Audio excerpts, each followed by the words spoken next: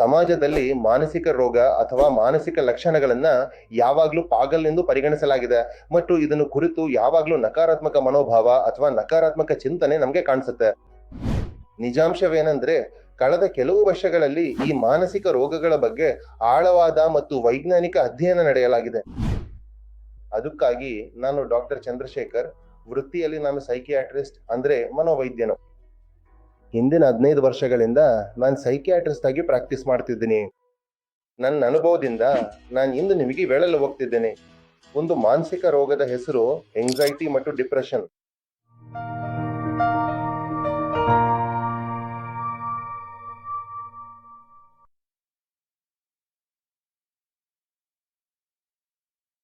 ಸಾಮಾನ್ಯವಾಗಿ ನಾವು ಎಲ್ಲರೂ ತಿಳಿದಿರುವುದೆಂದ್ರೆ ತಣಿವು, ಚಿಂತೆ ಅಥವಾ ಒತ್ತಡ ಎಂಬುದು ಒಂದು ಸಾಮಾನ್ಯ ಅನುಭವ ಮತ್ತು ನಾವು ಎಲ್ಲರೂ ಇದನ್ನ ಅನುಭವಿಸ್ತೀವಿ. ಹಾಗಾದ್ರೆ ಈ ಎಂಗ್ಸೈಟಿ ಎಂದರೆ ಏನು? ಎಂಗ್ಸೈಟಿ ಎಂದರೆ ಇದು ಒಂದು ಆಂತರಿಕ ಅನುಭವ. ಅಂದರೆ ಈ ಲಕ್ಷಣಗಳು, ಸಿಂಪ್ಟಮ್ಸ್ ಅನ್ನು ನಾವು ಅನುಭವಿಸಬಹುದು. ಈ ಎಂಗ್ಸೈಟಿ ಎಂಬುದು ಪ್ರತಿಯೊಬ್ಬ ವ್ಯಕ್ತಿಯಲ್ಲಿ ದೈಹಿಕವಾಗಿ ಮತ್ತು ಮಾನಸಿಕವಾಗಿ ಕಾಣಿಸಿಕೊಳ್ತದೆ.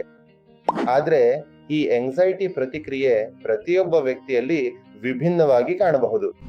ಅಂದ್ರೆ ಕೆಲವೊಮ್ಮೆ ಸರಳ ಕಾರಣಗಳು ಇರಬಹುದು, ಸಾಮಾನ್ಯ ಕಾರಣಗಳು ಇರಬಹುದು. ಕೆಲವರಲ್ಲಿ ಎಂಗ್ಸೈಟಿ ಅಂದ್ರೆ ಏನು ಕಾಣಿಸ್ಕೊಳ್ಳೋದಿಲ್ಲ, ಕೆಲವರಲ್ಲಿ ಸ್ವಲ್ಪ ಮಟ್ಟಿಗೆ ಎಂಗ್ಸೈಟಿ ಕಾಣಬಹುದು ಮತ್ತು ಇನ್ನು ಕೆಲವರಲ್ಲಿ ಹೆಚ್ಚು ಎಂಗ್ಸೈಟಿ ಕಾಣಬಹುದು.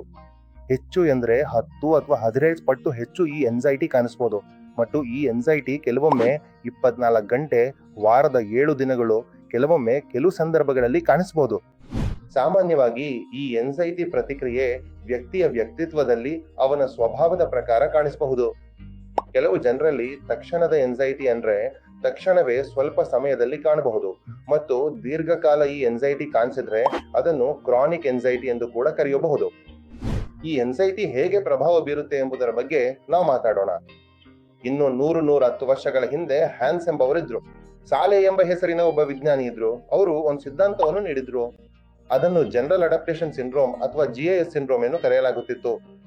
ಅವರ ಮಾತಿನ ಪ್ರಕಾರ ಯಾವುದೇ ಅಪಾಯ ಇರಬಹುದು, ಅದು ನಿಜವಾಗಿರಬಹುದು ಅಥವಾ ಕಲ್ಪಿತವಾಗಿರಬಹುದು. ಅಂದ್ರೆ ನಿಜವಾಗಿಯೂ ಅಪಾಯ ಇರಬಹುದು ಅಥವಾ ಮನಸ್ಸು ಮತ್ತು ದೇಹಕ್ಕೆ ಅಪಾಯದ ಅನುಭವವಾಗಬಹುದು, ಅಪಾಯ ಎಂದು ಅನಿಸಬಹುದು. ಇಂಥ ಪರಿಸ್ಥಿತಿಯಲ್ಲಿ ಮನಸ್ಸು, ದೇಹ ಅಥವಾ ಮೆದುಳು ಪ್ರತಿಕ್ರಿಯೆ ನೀಡಲು ಪ್ರಯತ್ನಿಸುತ್ತದೆ. ಈ ಪ್ರತಿಕ್ರಿಯೆ ಶಾರೀರಿಕವಾಗಿಯೂ ಇರಬಹುದು ಅಥವಾ ಮಾನಸಿಕವಾಗಿಯೂ ಇರಬಹುದು. ಫಿಸಿಯೋಲಾಜಿಕಲ್ ಅಂದ್ರೆ ಶಾರೀರಿಕ ಬದಲಾವಣೆಗಳು ಯಾವುವು ಇರಬಹುದು.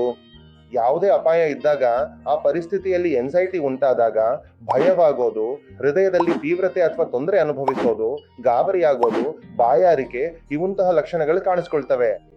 ಕೆಲವು ರೋಗಿಗಳಿಗೆ ತಲೆ ಸುತ್ತು ಬರುತ್ತದೆ ಎಂಬ ಭಯ, ಬಿದ್ದೋಗ್ತೇನೆ ಎಂಬ ಭಯ ಇರ್ತದೆ. ಹೀಗಾಗಿ ಈ ಶಾರೀರಿಕ ಲಕ್ಷಣಗಳು ಕಾಣಿಸ್ಕೋಬಹುದು. ಎಂಗ್ಸೈಟಿಯಲ್ಲಿ ಕೆಲವರಿಗೆ ಮಾನಸಿಕ ಲಕ್ಷಣಗಳು ಕಾಣಿಸಬಹುದು. ಅವು ಚಿಂತನೆ ಅಥವಾ ಭಾವನಾತ್ಮಕವಾಗಿರಬಹುದು. ಆದ್ರಿಂದ ಎಂಗ್ಸೈಟಿಯನ್ನ ನಾವು ಯಾವುದೇ ಮಾನ್ಯ ಕಾರಣವಿಲ್ಲದೆ ಭಯ ಎಂದು ಹೇಳಬಹುದು. ಇನ್ನೂ ಸಹ ಭಯವಾಗಬಹುದು. ಹಾಗಾದ್ರೆ ಈ ಎಂಗ್ಸೈಟಿ ಡಿಸಾರ್ಡರ್ಗಳು ಏಕೆ ಉಂಟಾಗ್ತವೆ ಎಂಬುದನ್ನು ನೋಡಿದರೆ ಇದಕ್ಕೆ ಹಲವಾರು ಸಿದ್ಧಾಂತಗಳಿವೆ. ಉದಾಹರಣೆಗೆ ಜೈವಿಕ ಸಿದ್ಧಾಂತದಲ್ಲಿ ಹೇಳಲಾಗಿದೆ, ರಾಸಾಯನಿಕ ಅಸಮತೋಲನದಿಂದ ಎಂಗ್ಸೈಟಿ ಅಭಿವೃದ್ಧಿ ಆಗುತ್ತದೆ ಎಂದು. ಯಾವ ರಾಸಾಯನಿಕಗಳು ಇದರಲ್ಲಿ ಭಾಗವಹಿಸುತ್ತವೆ ಎಂದರೆ ಅವು ಸೆರೋಟೋನಿನ್, ಡೋಪಮಿನ್ ಅಥವಾ ಇತರೆಗಳನ್ನು ಹೇಳಬಹುದು. ಈ ರಾಸಾಯನಿಕಗಳ ಅಸಮತೋಲನದಿಂದ ಎಂಗ್ಸೈಟಿಯು ಅಭಿವೃದ್ಧಿ ಆಗಬಹುದು. ಎರಡನೇ ಕಾರಣವೆಂದರೆ ಸೈಕೋಸೋಷಿಯಲ್ ಸಿದ್ಧಾಂತ. ಉದಾಹರಣೆಗೆ ಜೀವನದಲ್ಲಿ ಕೆಲವು ಕೆಟ್ಟ ಘಟನೆಗಳು, ಅಪಘಾತ, ಸಾವು, ಯಾರಾದರೂ ವಿಚ್ಛೇದನ ಅಥವಾ ನೈಸರ್ಗಿಕ ವಿಪತ್ತುಗಳು ಸಂಭವಿಸಿದಾಗ ಇಂತಹ ಪರಿಸ್ಥಿತಿಗಳಲ್ಲಿಯೂ ಎಂಗ್ಸೈಟಿ ಅಭಿವೃದ್ಧಿ ಆಗಬಹುದು. ಕೆಲವೊಮ್ಮೆ ಜನ್ಯಮೂಲಕ ಅಂಶಗಳು ಕೂಡ ಇದಕ್ಕೆ ಕಾರಣವಾಗಬಹುದು ಎಂದು ಪರಿಗಣಿಸಲಾಗಿದೆ. ಇದನ್ನು ನಾವು ವಂಶಪಾರಂಪರ್ಯವು ಎಂದು ಕರೆಯಬಹುದು. ಮನೆಯಲ್ಲಿ ತಾಯಿ ಅಥವಾ ತಂದೆಯವರಿಂದ ಈ ಎಂಗ್ಸೈಟಿ ಅಥವಾ ಎಂಗ್ಸೈಟಿ ಡಿಸಾರ್ಡರ್ ಇದ್ದರೆ ಮುಂದಿನ ಪೀಳಿಗೆಯಲ್ಲಿಯೂ ಈ ಡಿಸಾರ್ಡರ್ ಆಗುವ ಸಾಧ್ಯತೆಗಳಿವೆ. ಮತ್ತು ಕೆಲವೊಮ್ಮೆ ಯಾವುದೇ ಕಾರಣವಿಲ್ಲದೆ ಕೂಡ ಈ ಎಂಗ್ಸೈಟಿ ಅಭಿವೃದ್ಧಿ ಆಗಬಹುದು. ಹಾಗಾದ್ರೆ ಎಂಗ್ಸೈಟಿ ಪ್ರತಿಕ್ರಿಯೆಗಳು ಯಾವುವು ಆಗಬಹುದು ಎಂಬುದನ್ನು ನೋಡೋಣ. ನೋಡಿ, ಎಂಗ್ಸೈಟಿ ಪ್ರತಿಕ್ರಿಯೆ ಎಂದರೆ ಇದು ಸಾಮಾನ್ಯ ಮಾನವನಲ್ಲಿಯೂ ಕಾಣಿಸಬಹುದು ಮತ್ತು ಇದೇ ರೀತಿಯ ಪ್ರತಿಕ್ರಿಯೆಗಳು ಪ್ರಾಣಿಗಳ ಲೋಕದಲ್ಲಿಯೂ ಕಾಣಿಸಬಹುದು. ಅದಕ್ಕಾಗಿ ಹೇಳಲಾಗಿದೆ, ಯಾವಾಗಲಾದರೂ ಪರಿಸ್ಥಿತಿ ಎಂಗ್ಸೈಟಿಗೆ ತಕ್ಕಂತೆ ಇದ್ದರೆ ಅಂಥ ಪರಿಸ್ಥಿತಿಯಲ್ಲಿ ಎಂಗ್ಸೈಟಿಯನ್ನ ನಿಯಂತ್ರಿಸಬಹುದು. ಯಾವುದೇ ಪರಿಸ್ಥಿತಿಯನ್ನಾದರೂ ನಾವು ಎದುರಿಸಬಹುದು ಮತ್ತು ಯಾವ ಸಮಸ್ಯೆ ಎಂದು ಅನಿಸ್ತದೋ ಅದರ ಪರಿಹಾರವನ್ನ ಕಂಡು ಮುಂದಕ್ಕೆ ಹೋಗ್ಬೋದು. ಕೆಲವೊಮ್ಮೆ ಯಾವುದೇ ಕಾರಣವಿಲ್ಲದೆ ಕೂಡ ಎಂಗ್ಸೈಟಿ ಬೆಳೆಯಬಹುದು. ಅಂತಹ ಸಂದರ್ಭಗಳಲ್ಲಿ ನಮ್ಮ ಬಳಿ ಒಂದೇ ಆಯ್ಕೆ ಇರುತ್ತದೆ. ಅದು ಎಂದರೆ ನಮ್ಮನ್ನು ನಾವು ಗುರುತಿಸುವುದು, ನಮ್ಮ ಚಿಂತನೆಗಳಲ್ಲಿ ಅಭಿವೃದ್ಧಿ ಮಾಡಿಕೊಳ್ಳುವುದು, ನಮ್ಮ ಆಲೋಚನೆಗಳಲ್ಲಿ ಬದಲಾವಣೆ ತರುವುದು ಅಗತ್ಯವಾಗಬಹುದು. ನಗರೀಕರಣ ಮತ್ತು ಆಧುನಿಕ 21ನೇ ಶತಮಾನದಲ್ಲಿ ಒತ್ತಡದಲ್ಲಿರೋದು ಒಂದು ಸಾಮಾನ್ಯ ಮತ್ತು ವಿಶ್ವವ್ಯಾಪಿ ಅನುಭವ ಎಂದು ನಾವು ಹೇಳಬಹುದು. ಆದ್ರೆ ಇಂಥ ಸಂದರ್ಭಗಳಲ್ಲಿ ಪ್ರತಿಯೊಬ್ಬರಿಗೂ ಚಿಕಿತ್ಸೆ ಅಗತ್ಯವಾಗಬಹುದು. ಏನು ಇಲ್ಲ, ಯಾರಾದ್ರೂ ತಮ್ಮಲ್ಲಿ ಹೊಂದಿಕೊಳ್ಳುವ ಸಾಮರ್ಥ್ಯವಿದ್ದರೆ ಸಮಸ್ಯೆಗಳನ್ನು ಎದುರಿಸುವ ಯಂತ್ರಣೆಯನ್ನು, ಕೋಪಿಂಗ್ ಮೆಕ್ಯಾನಿಸಮ್ ಅಭಿವೃದ್ಧಿಪಡಿಸುವ ಸಾಮರ್ಥ್ಯವಿದ್ದರೆ ಅಂಥವರಿಗೆ ಔಷಧಿಗಳ ಅಗತ್ಯವಿಲ್ಲ. ಅಂದರೆ ಅವರು ಸ್ವತಃ ಕೆಲವು ಕೌನ್ಸಿಲರ್ಗಳ ಸಹಾಯವನ್ನು ಪಡೆದು ಮುಂದುವರಿಯಬಹುದು. ಯಾರಲ್ಲಿ ಸಮಸ್ಯೆಗಳನ್ನು ಎದುರಿಸುವ ಯಂತ್ರಣೆಯನ್ನ, ಕೋಪಿಂಗ್ ಮೆಕ್ಯಾನಿಸಮ್ ಅಭಿವೃದ್ಧಿಪಡಿಸಲು ಸಾಧ್ಯವಿಲ್ಲ ಅಥವಾ ಅದನ್ನು ಅಳವಡಿಸಿಕೊಳ್ಳಲು ಸಾಧ್ಯವಿಲ್ಲ ಅಂತ ಅವರು ಸೈಕಿಯಾಟ್ರಿಸ್ಟ್ ಅಂದ್ರೆ ಮನೋವೈದ್ಯರು ಅಥವಾ ಮನೋವಿಜ್ಞಾನಿಗಳು ಅಥವಾ ಕೌನ್ಸಿಲರ್ಗಳ ಸಹಾಯವನ್ನ ಪಡೆಯೋದು ಅಗತ್ಯ. ಪಶ್ಚಿಮ ದೇಶಗಳಲ್ಲಿ ಬಳಸುವ ತಂತ್ರಗಳನ್ನ, ಉದಾಹರಣೆಗೆ ಜಾಕ್ಸನ್ ಪ್ರೋಗ್ರೆಸಿವ್ ಮಸಲ್ ರಿಲ್ಯಾಕ್ಸೇಷನ್ ಅಭ್ಯಾಸವನ್ನ ಬಳಸಬಹುದು. ಆದ್ರೆ ನಮ್ಮ ಭಾರತ ದೇಶದಲ್ಲಿ ಯೋಗ ಮತ್ತು ಧ್ಯಾನದ ವೈವಿಧ್ಯಮಯವಾದ ಪ್ರಾಚೀನ ಪದ್ಧತಿಗಳನ್ನು ಅನುಸರಿಸುವುದರಿಂದ ಕೂಡ ನಮಗೆ ಹೆಚ್ಚಿನ ಲಾಭವಾಗಬಹುದು ಎಂಬುದು ಖಂಡಿತವಾಗಿಯೂ ನಿಜ. ಇಂದು ಸಮಾಜದಲ್ಲಿ ಜನರು ಅಥವಾ ವೈದ್ಯರು ಈ ತಂತ್ರಗಳನ್ನ ಸ್ವೀಕರಿಸುತ್ತಿರುವುದು ಒಳ್ಳೆಯ ಸಂಗತಿಯಾಗಿದೆ. ಮತ್ತು ನಮ್ಮ ಭಾರತದಲ್ಲಿರುವ ಸಾಮಾಜಿಕ ಹಾಗೂ ಸಾಂಸ್ಕೃತಿಕ ಪದ್ಧತಿಗಳನ್ನ ನಾವು ಅನುಸರಿಸಿದ್ರೆ ಖಂಡಿತವಾಗಿಯೂ ಲಾಭವಾಗ್ತದೆ. ಇನ್ನು ಚಿಕಿತ್ಸೆ ಪ್ರಾರಂಭಿಸಿದ ನಂತರ ಯಾವ್ಯಾವ ಮುನ್ನೆಚ್ಚರಿಕೆಗಳನ್ನ ತೆಗೆದುಕೊಳ್ಬೇಕು ಎಂಬುದನ್ನು ನೋಡೋಣ. ನೋಡ್ರಿ, ಯಾವಾಗ್ಲಾದ್ರೂ ರೋಗಿಗೆ ಎಂಗ್ಸೈಟಿ ಡಿಸಾರ್ಡರ್ ಆಗಿದ್ರೆ ಅವರು ಸಹಾಯಕ್ಕಾಗಿ ಬರ್ತಾರೆ ಮತ್ತು ಕೌನ್ಸಿಲರ್ ಅಥವಾ ಸೈಕಿಯಾಟ್ರಿಸ್ಟ್ ಸಹಾಯ ನೀಡ್ತಾರೆ. ಮೊದಲಿಗೆ ಅವರ ಬೇಡಿಕೆ ಎಂದರೆ, ಅಂದ್ರೆ ರೋಗಿಗಳ ಬೇಡಿಕೆ ಎಂದ್ರೆ ನಿದ್ರಾ ಮಾತ್ರೆ. ಆದ್ರೆ ಗಮನವಿಡಿ, ನಿದ್ರಾ ಮಾತ್ರೆ ತೆಗೆದುಕೊಂಡ್ರೆ ಎಂಗ್ಸೈಟಿ ಹೋಗುವುದಿಲ್ಲ. ಅದಕ್ಕಾಗಿ ಜೊತೆಗೆ ಆಂಟಿ ಎಂಗ್ಸೈಟಿ ಡ್ರಗ್ ಅಥವಾ ಆಂಟಿ ಡಿಪ್ರೆಷನ್ ಔಷಧಿಯನ್ನು ಬಳಸುವುದು ಅಗತ್ಯವಾಗಬಹುದು. ರೋಗಿಗಳು ಅಥವಾ ಅವರ ಸಂಬಂಧಿಕರು ಮಾಡುವ ಅತ್ಯಂತ ಸಾಮಾನ್ಯ ತಪ್ಪು ಎಂದರೆ, ಒಮ್ಮೆ ಅವರು ಕನ್ಸಲ್ಟೆಂಟ್ ಸೈಕಾಟ್ರಿಸ್ಟ್ನಿಂದ ಔಷಧಿ ಪ್ರಾರಂಭಿಸಿದ ಮೇಲೆ ಅವರು ಸ್ವತಃ ಔಷಧಿಯನ್ನು ಕೌಂಟರ್ನಿಂದ ತೆಗೆದುಕೊಳ್ಳಲು ಪ್ರಾರಂಭಿಸ್ತಾರೆ. ಆದರೆ ಒಳ್ಳೆಯ ವಿಷಯವೆಂದರೆ, ನೀವು ನಿಯಮಿತವಾಗಿ ಸೈಕಾಟ್ರಿಸ್ಟ್ನ ಫಾಲೋ ಅಪ್ ಮಾಡುತ್ತಿದ್ದರೆ ಹೆಚ್ಚು ಸುಧಾರಣೆಯ ಸಾಧ್ಯತೆ ಇದೆ ಮತ್ತು ಔಷಧಿಯನ್ನು ಬೇಗನೆ ನಿಲ್ಲಿಸಬಹುದು ಅಥವಾ ಮುಗಿಸಬಹುದು. ನಿಯಮಿತ ಫಾಲೋ ಅಪ್ ಮಾಡುವುದು ಸರಿಯಾಗಿರುತ್ತದೆ, ಏಕೆಂದರೆ ಈ ಔಷಧಿಗಳು ವಿಭಿನ್ನ ಟ್ರ್ಯಾಂಕ್ವಿಲೈಸರ್ ಗುಂಪಿಗೆ ಅಥವಾ ಆಂಟಿ ಎಂಗ್ಸೈಟಿ ಗುಂಪಿಗೆ ಸೇರಿರಬಹುದು. ನೀವು ಸರಿಯಾದ ಕನ್ಸಲ್ಟೇಷನ್ ಮಾಡಿಕೊಳ್ಳದೆ ಇದ್ರೆ ಕೆಲವರು ದೀರ್ಘಕಾಲದವರೆಗೆ ಔಷಧಿಯನ್ನ ತೆಗೆದುಕೊಳ್ಳಲು ಪ್ರಾರಂಭಿಸ್ತಾರೆ ಮತ್ತು ಅದರ ದೀರ್ಘಕಾಲಿಕ ಪಾರ್ಶ್ವ ಪರಿಣಾಮಗಳು ಇರಬಹುದು. ಉದಾಹರಣೆಗೆ, ಈ ಔಷಧಿಗಳಿಗೆ ಕೆಲವರಿಗೆ ಅವಲಂಬನೆ ಉಂಟಾಗಬಹುದು. ಕೆಲವರು ದಿನನಿತ್ಯದ ಚಟುವಟಿಕೆಗಳಲ್ಲಿ ತೊಡಗಿರುವವರು, ಉದಾಹರಣೆಗೆ ಆಫೀಸ್ ಕೆಲಸ ಮಾಡುವವರು ಅಥವಾ ಗೃಹಿಣಿಯರು, ಮನೆ ಕೆಲಸ ಮಾಡುವವರು, ವಿದ್ಯಾರ್ಥಿಗಳು, ಶಾಲೆ ಅಥವಾ ಕಾಲೇಜಿಗೆ ಹೋಗುತ್ತಿರುವವರು, ಇಂತಹ ಪರಿಸ್ಥಿತಿಯಲ್ಲಿ ಅವರಿಗೆ ಕೆಲಸ ಮಾಡಲು ತೊಂದರೆಯಾಗಬಹುದು. ದೀರ್ಘಕಾಲ ಔಷಧಿ ಬಳಕೆಯ ನಂತರ ಈ ಔಷಧಿಗಳು ದೇಹದ ಮೇಲೆ ಬೀರುವ ಪರಿಣಾಮವೆಂದರೆ ರೋಗ ನಿರೋಧಕ ಶಕ್ತಿ ಕಡಿಮೆಯಾಗುವುದು, ಅಂದರೆ ದೇಹದ ಪ್ರತಿಕಾರ ಶಕ್ತಿಯ ಮಟ್ಟ ಕಡಿಮೆಯಾಗಬಹುದು. ಈಗ ನಾವು ಎಂಗ್ಸೈಟಿ ಡಿಸಾರ್ಡರ್ ಬಗ್ಗೆ ಯಾವ ತಪ್ಪು ಕಲ್ಪನೆಗಳಿವೆ ಎಂಬುದನ್ನು ನೋಡೋಣ. ನೋಡಿ, ಯಾರಿಗಾದರೂ ಎಂಗ್ಸೈಟಿ ಡಿಸಾರ್ಡರ್ನ ಡಯಾಗ್ನೋಸಿಸ್ ಆಗಿದ್ರೆ ಅವರಿಗೆ ಸೈಕಾಟ್ರಿಸ್ಟ್ಗಳು ಕೇವಲ ನಿದ್ರಾ ಮಾತ್ರೆಗಳನ್ನು ಮಾತ್ರ ನೀಡುತ್ತಾರೆ ಎಂದು ಅನಿಸುತ್ತದೆ. ಆದರೆ ಗಮನಿಸಿ, ಸೈಕಾಟ್ರಿಸ್ಟ್ಗಳು ನಿದ್ರಾ ಮಾತ್ರೆಗಳನ್ನು ನೀಡುವುದಿಲ್ಲ. ಅವರ ಗಮನ ನಿದ್ರೆ ಏಕೆ ಬರುವುದಿಲ್ಲ ಎಂಬ ಕಾರಣವನ್ನು ಹುಡುಕುವುದರ ಮೇಲೆ ಇರುತ್ತದೆ ಮತ್ತು ಅದನ್ನು ಪರಿಹರಿಸುವುದರ ಮೂಲಕ ಚಿಕಿತ್ಸೆ ಪ್ರಾರಂಭಿಸ್ತಾರೆ. ಅದಕ್ಕಾಗಿ ನಿಮ್ಮಲ್ಲಿರೋ ತಪ್ಪು ಕಲ್ಪನೆ, ಸೈಕೈಟ್ರಿ ಕೇವಲ ನಿದ್ರಾ ಮಾತ್ರೆಗಳನ್ನು ನೀಡುತ್ತದೆ ಎಂಬುದು ಸತ್ಯವಲ್ಲ.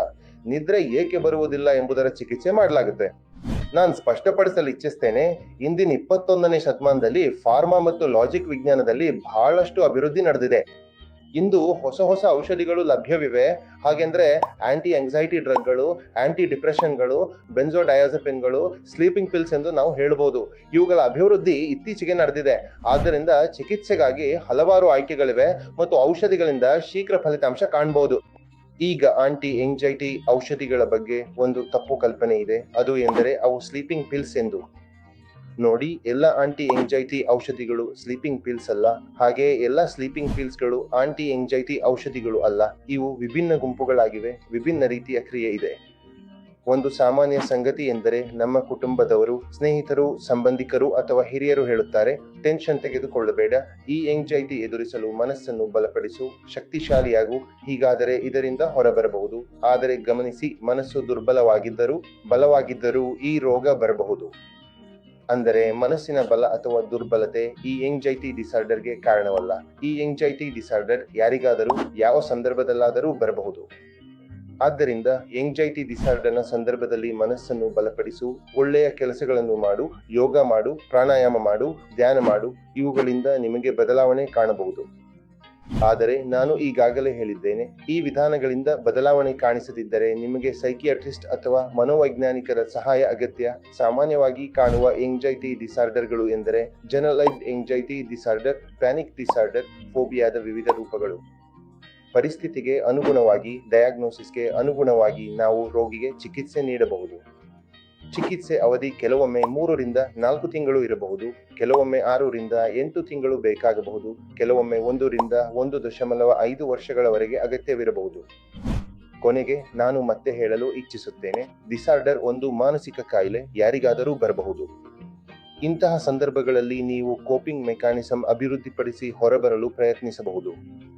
ಅದು ಸಾಧ್ಯವಾಗದಿದ್ದರೆ ಸೈಕಿಯಾಟ್ರಿಸ್ಟ್ ಅಥವಾ ಸೈಕೋಲಾಜಿಸ್ಟ್ನ ಸಹಾಯವನ್ನು ತಕ್ಷಣ ಪಡೆಯುವುದು ಅಗತ್ಯವಾಗಬಹುದು. ಲಾಂಗ್ ಟರ್ಮ್ ಸೈಡ್ ಎಫೆಕ್ಟ್ಗಳ ಬಗ್ಗೆ ನಾವು ಹೇಳಬಹುದು. ಈ ರೀತಿ ಎಂಗ್ಸೈಟಿ ಡಿಸಾರ್ಡರ್ ದೀರ್ಘಕಾಲ ಇರ್ತದೆ ಎಂದರೆ ರೋಗಿಗೆ ದೀರ್ಘಕಾಲದ ಡಿಪ್ರೆಷನ್ನ ಲಕ್ಷಣಗಳು ಕೂಡ ಕಾಣಿಸಬಹುದು. ಇಂಥ ಸಂದರ್ಭಗಳಲ್ಲಿ ನಾವು ಹೇಳಬಹುದು, ತೀವ್ರ ಡಿಪ್ರೆಷನ್, ಉದಾಸೀನತೆ, ನಿರಾಶೆ ಇವುಗಳ ಜೊತೆಗೆ ಸ್ಯೂಸೈಡಲ್ ಐಡಿಯೇಷನ್ ಅಥವಾ ಆತ್ಮಹತ್ಯೆ ಯತ್ನ ಕೂಡ ರೋಗಿಯಲ್ಲಿರಬಹುದು. ಈ ರೀತಿಯಾಗಿ ಇಂದು ನಾವು ಎಂಗ್ಸೈಟಿ ಡಿಸಾರ್ಡರ್ ಬಗ್ಗೆ ಚರ್ಚೆ ಮಾಡಿದ್ದೇವೆ. ಮಾನಸಿಕ ಕಾಯಿಲೆ ಆಗಿರಲಿ ಅಥವಾ ಅಡಿಕ್ಷನ್ನ ಯಾವುದೇ ಕಾಯಿಲೆ ಆಗಿರಲಿ, ಅದರ ಬಗ್ಗೆ ಇನ್ನಷ್ಟು ಮಾಹಿತಿ ಬೇಕಿದ್ದರೆ ನಮ್ಮ ವೆಬ್ಸೈಟ್ nirmalvamuktikendra.com ಭೇಟಿ ನೀಡಬಹುದು. ನಮ್ಮ ಯೂಟ್ಯೂಬ್ ಚಾನೆಲ್ ನಿರ್ಮಲ್ ಹಾಸ್ಪಿಟಲ್ ಅನ್ನು ಲೈಕ್ ಮಾಡಿ, ಸಬ್ಸ್ಕ್ರೈಬ್ ಮಾಡಿ, ಶೇರ್ ಮಾಡಿ. ನಮ್ಮ ಫೇಸ್ಬುಕ್ ಮತ್ತು ಇನ್ಸ್ಟಾಗ್ರಾಮ್ ಚಾನೆಲ್ ಕೂಡ ಇದೆ, ನಿರ್ಮಲ್ ಹಾಸ್ಪಿಟಲ್, ಅದನ್ನು ಕೂಡ ಫಾಲೋ ಮಾಡಿ, ಲೈಕ್ ಮಾಡಿ. ಕೆಳಗೆ ನೀಡಿರುವ ಸಂಖ್ಯೆಗೆ ನೀವು ಪರ್ಸನಲಿ ಕರೆ ಮಾಡಿ ಹೆಚ್ಚಿನ ಮಾಹಿತಿ ಪಡೆಯಬಹುದು. ಕೆಳಗೆ ನೀಡಿರುವ ಲಿಂಕ್ ಕ್ಲಿಕ್ ಮಾಡಿ ಫಾರ್ವರ್ಡ್ ಮಾಡಬಹುದು. ನಿಮಗೆ ಯಾವುದೇ ಅನುಮಾನ ಅಥವಾ ಪ್ರಶ್ನೆ ಇದ್ದರೆ ಕೆಳಗಿನ ಚಾಟ್ ಬಾಕ್ಸ್ನಲ್ಲಿ ಬರೆಯಬಹುದು. ಹಾಗಾಗಿ ನಮಸ್ಕಾರ.